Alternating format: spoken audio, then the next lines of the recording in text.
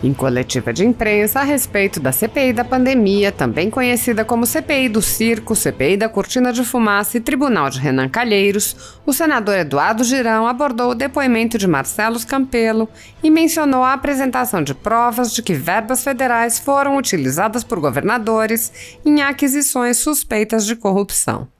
O parlamentar asseverou: é o primeiro dia em que a CPI começa a rastrear também a corrupção.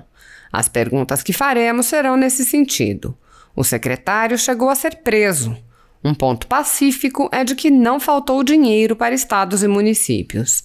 É importante que o povo brasileiro esteja atento. Conseguimos pautar para hoje a convocação de Carlos Gabas, diretor executivo do Consórcio Nordeste. Trouxe documentos e vou mostrar. Existe a resistência de colegas dizendo que não é verba federal. Eu trouxe as provas. Outro sim, o congressista fez severas críticas à decisão do STF que permitiu ao governador do Amazonas não comparecer à CPI. A Polícia Federal fez mais de 70 operações nesse período de pandemia. Precisamos rastrear os bilhões enviados para estados e municípios. A decisão do STF atrapalhou muito o nosso trabalho em relação ao Wilson Lima. Espero que isso não abra precedente para Witzel. Acredito que deva ser uma decisão isolada. Isso deslegitimou o nosso trabalho. O próprio STF mandou abrir essa CPI. Ele não pode tirar pessoas importantes que devem ser ouvidas. Dessa maneira, o parlamentar voltou a frisar a necessidade de ouvir prefeitos investigados por corrupção. De uma hora para outra, a cúpula da CPI tirou os requerimentos de prefeitos da lista.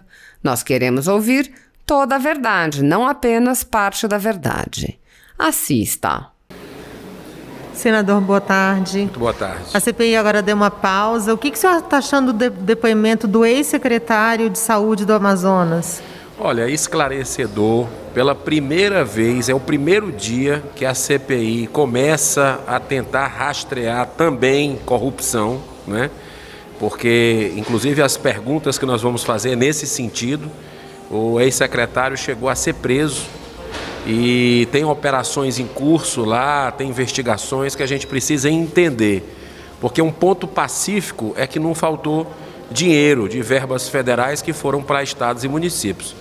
Agora, hoje, a gente vai ter uma decisão muito importante aqui. É fundamental que o povo brasileiro esteja atento, porque estava na pauta da semana passada e nós conseguimos pautar para hoje a questão da convocação do senhor Carlos Gabas, que é o diretor executivo do Consórcio Nordeste.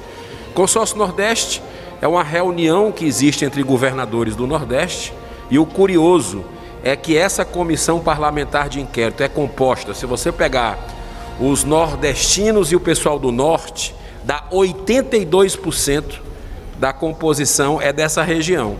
Então, nada mais justo que a gente possa averiguar esse escândalo que é conhecido muito na nossa terra, né, todos que fazem parte do Nordeste, que é o calote da maconha, que foram comprados 300 respiradores, pagos antecipados, e esses respiradores nunca chegaram ao seu destino final, ou seja, o povo do Nordeste. Então, eu trouxe documentos aqui que vou mostrar, porque existe uma certa resistência de colegas dizendo que não é verba federal, e eu trouxe a prova de que é verba federal, né? Por exemplo, você tem aqui o relatório da CGU.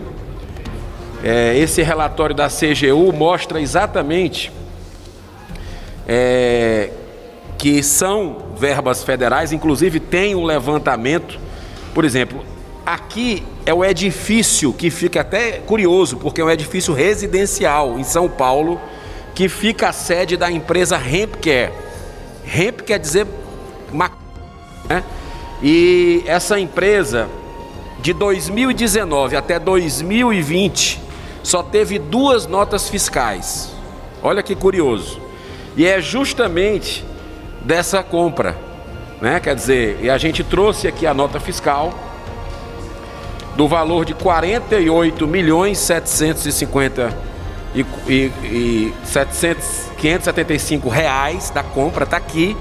Inclusive tem a transferência bancária, tem tudo aqui, né? As notas fiscais, que mostra realmente que essa verba é federal. Inclusive no próprio trabalho que foi desenvolvido aqui pela CGU, isso fica extremamente claro. Então, se essa CPI é embasada no requerimento de minha autoria, assinado por 45 senadores, a maioria do Senado, que é para rastrear os bilhões de verbas federais enviados para estados e municípios, e a gente está vendo que a Polícia Federal fez aí mais de 70 operações nesse período de pandemia, nada mais justo que a gente possa hoje aprovar a convocação do senhor Carlos Gabas, que é o diretor executivo desse consórcio Nordeste, que está aqui, que a gente precisa entender o que foi que aconteceu com relação a isso. Senador, o ex-governador do Rio de Janeiro, Wilson Witzel, ele entrou com habeas corpus no Supremo Tribunal Federal para não comparecer à CPI. Qual o procedimento da CPI a partir de agora, caso seja aceito? Olha, eu ratifico o que eu disse na semana passada. Isso atrapalhou muito essa decisão, o nosso trabalho aqui da CPI. Então, a decisão do Wilson Lima, que foi o primeiro que pediu. Eu espero que isso não abra precedente para o ex-governador, né, o Witzel, e também para os outros que virão. Eu acredito que deva ter sido uma decisão isolada, que, repito, deslegitimou o nosso trabalho aqui, porque o próprio Supremo Tribunal Federal mandou o Senado abrir essa CPI e ele não pode tirar pessoas que a gente considera importante que sejam ouvidas. Então, eu acredito que eles devem respeitar as nossas posições aqui, que a gente possa ouvir não apenas os governadores, mas também os prefeitos, porque não sei se você lembra, estava na lista aqui de 2 semanas atrás, prefeitos cujos municípios foram visitados pela Polícia Federal, especialmente capitais. E, de uma hora para outra, se tirou esses prefeitos da lista, né? Eles não foram votados os requerimentos. E nós estamos aguardando e esperando que se coloque tudo às claras, porque o povo brasileiro quer transparência, quer saber de tudo o que aconteceu, não uma parte da verdade. Senador, amanhã, aliás, quinta-feira, dia 17, seria ouvido o Carlos Wizard.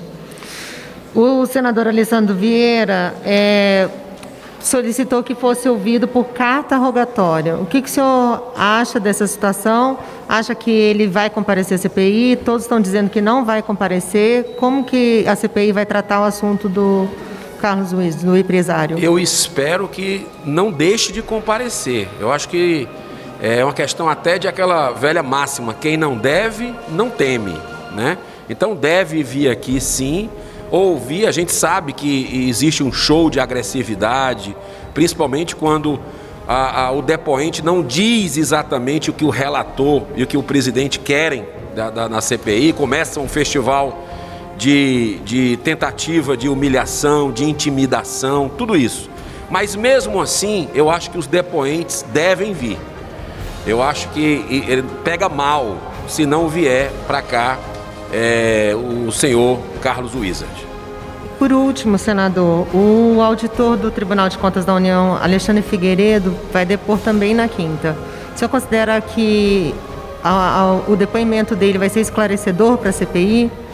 Sim, porque teve aquela controvérsia, né, daquela situação que aconteceu com relação às mortes na Covid, números contraditórios, enfim, relatórios que supostamente são falsos e que a gente precisa ouvir justamente para saber exatamente qual é a posição do órgão, o que é que aconteceu, se houve realmente uma decisão isolada, se teve punição. É importante que a gente possa ouvir também. Obrigada, senador. Muito obrigado. Boa sorte. Paz e bem, minha irmã, meu irmão do Brasil, em meio a tudo que está acontecendo aqui no Senado, que você está vendo essa CPI consumindo as energias, eu queria falar um assunto muito importante que a gente não pode deixar passar despercebido. E para falar do que eu vou comentar com você aqui, é preciso dar o exemplo, né? Porque fica muito fácil você falar, apontar e não fazer exatamente aquilo que você diz. Desde que eu cheguei aqui no Senado Federal, eu abri mão de todas essas mordomias, essas benesses que um parlamentar tem direito. Nos tempos de hoje é algo absurdo. Você ter direito a um apartamento funcional que fica totalmente dedicado ao parlamentar, que passa geralmente 3 dias em Brasília, plano de saúde vitalício, carro com motorista, a questão também de aposentadorias especiais, né? Tudo isso eu abri mão e faço mais. Reduzo a quantidade de funcionários que a gente tem dentro do gabinete, porque é suficiente, dá para trabalhar com eficiência, com cerca de 1/3 da equipe do gabinete. E a gente faz isso. Eu tenho um projeto de lei, inclusive, que dê entrada para que essa verba economizada seja de alguma forma destinada a entidades, destinada à saúde do estado do Ceará, porque eu estou aqui para representar o nosso estado, representar o nosso povo. Mas enquanto isso não acontece, já são 4 milhões de reais economizados só durante o mandato, fica o exemplo, né? E a gente está numa discussão hoje, inclusive, porque existe 25 mil, eu vou repetir, 25 mil servidores públicos que ganham os chamados super salários, né?